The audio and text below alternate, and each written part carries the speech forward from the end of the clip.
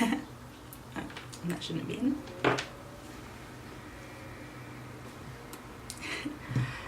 So this is a little video I wanted to record. I wanted to talk a little bit more about my Erasmus year, about the experiences I had, the things that I learned, the things that I would advise other people to do if they're going on an Erasmus year, and just in general how I found it really.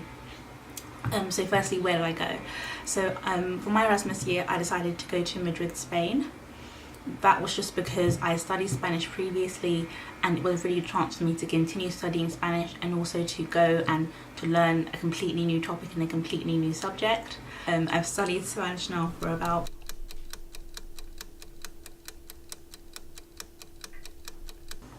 I don't know how many years, like maybe 6 years. So I've known it for about 6 years, and then I stopped in university and then I started again. So it's just been really interesting to be back and to be studying it again, just to have a completely new experience, a completely new different culture. What did I study? So whilst I was over here I decided to study journalism and photography. That was because I really enjoyed photography in the past couple of years that I'd been doing it, and I thought that I would come out to Spain and take a few classes.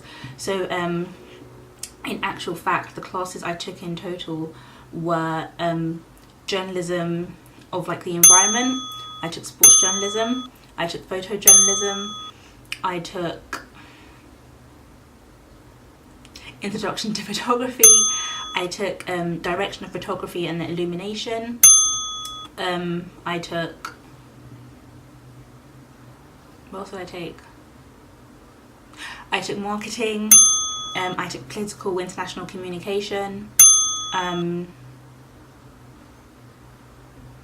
I think that was it. Yeah, so those are all the subjects I took. I think there was about 9 in total. So yeah, so that's what I studied. It's really been interesting. It's been completely different to what I normally study back home. I take international relations, so that's 2 different ends of the spectrum completely. It's just been nice to come and to be able to shoot and be able to have free reign with my photography, and it not to be so much about just hitting deadlines but more about just going and to be able to go and shoot. Like, I've had some really amazing shoots with friends, and I've learned a lot in classes. Like, I learned how to use a light meter. Before I came I didn't even know a light meter was a thing you had to use when you were in the studio. I've learned how to use studio lighting. I've learned how to edit using Lightroom and Photoshop, like just a whole bunch of small things which have really improved me as a person and improved my skill set. There's a fly in here. Administration. So coming out here was really interesting. It was just different in the way that I feel like I didn't get as much support as I thought I was going to get from my home university before I came out to do Erasmus.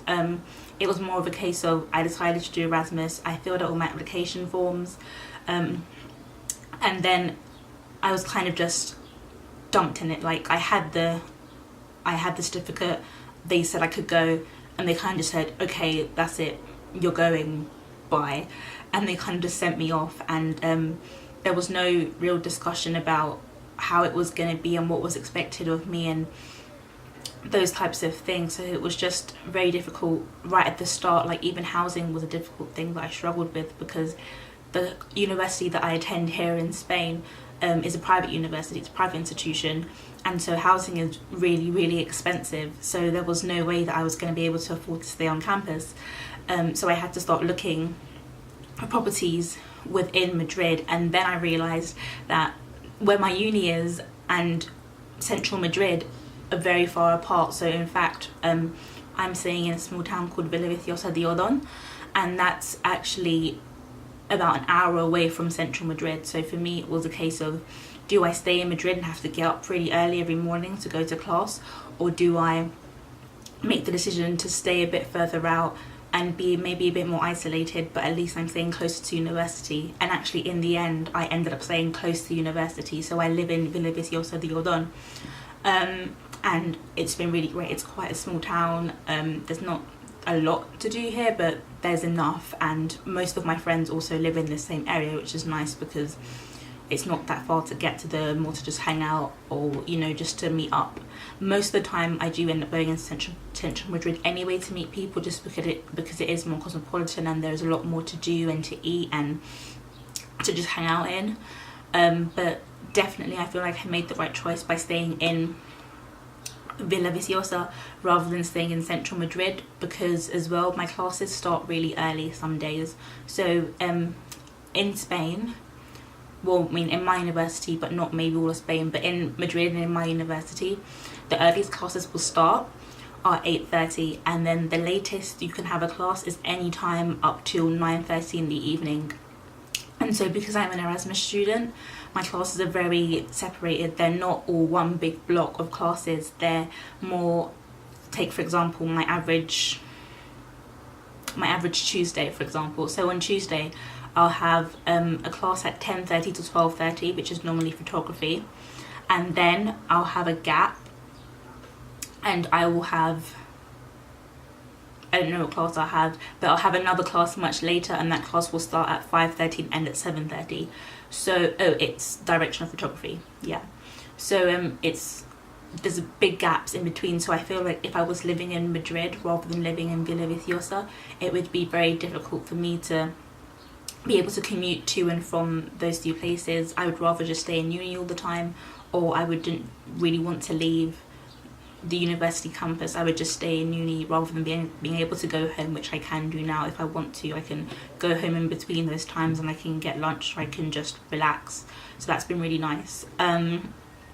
I would say another thing that's been really difficult is the fact that both unis are very slow to communicate with students who are on Erasmus about what is actually going on and what is happening. For example, there are a lot of bank holidays in Spain and Madrid that we don't have in the UK. So for example, normally we have a May Day bank holiday in the UK. They don't have that here. It's a completely different set of dates. So I wasn't sure that that was going to be a similar thing, and it wasn't. But other than that, it's just been a bit like I wish they had communicated more some of the key dates, the days off. I wish that they had spoken more about the prerequisites, things I needed to have in order to pass my classes, and just more information about the university itself and the whole university structure, because it is very, very different to the way it is in the UK. And I think that's what I struggled with the most, like the early mornings and the late starts, and knowing that my classes weren't all in one block has been quite annoying at times, because some days I'll have a really nice free day and the other days it will just be like back to back to back to back classes, which I could have changed. I could have decided to wiggle them about, but it's a case of me also wanting to take classes which I think are going to be the best for me to take personally, rather than just something to take. What else is there? Yeah, so I mentioned the classes, yeah.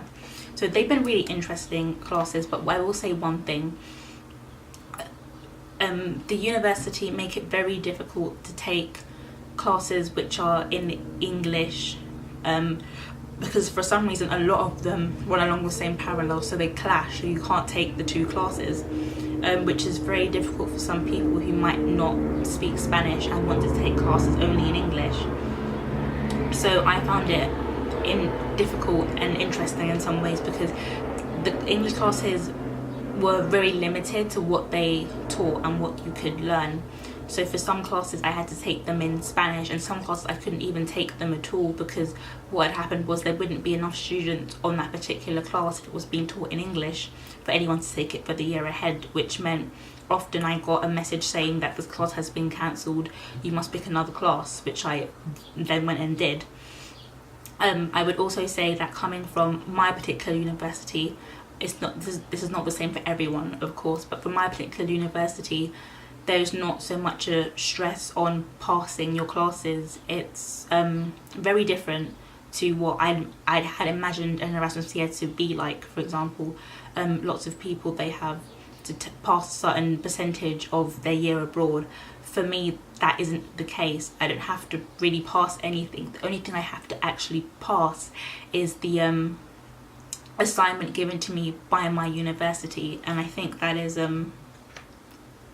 quite interesting, and sometimes it felt quite demotivating because I was in essence constantly thinking, why am I here when my grades won't count towards anything, when they don't mean anything, in essence, in all truth, they don't mean anything. So why am I here? What is the point of me taking all these classes and doing all this coursework and sitting these exams when in the end it doesn't count towards anything? It's not going to go towards anything. So it just felt a bit disheartening sometimes to know that that was the case, and that there were other people who were in the same situation that I was in, and their grades would count towards their final year, or their grades would count for something when they came back to their home institutions. But for me, that wasn't the case.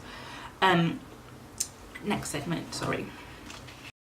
So this is just me editing, and basically this video is well over half an hour. It's really long. So I've decided that what I'm going to do is I'm going to split it into 2 parts.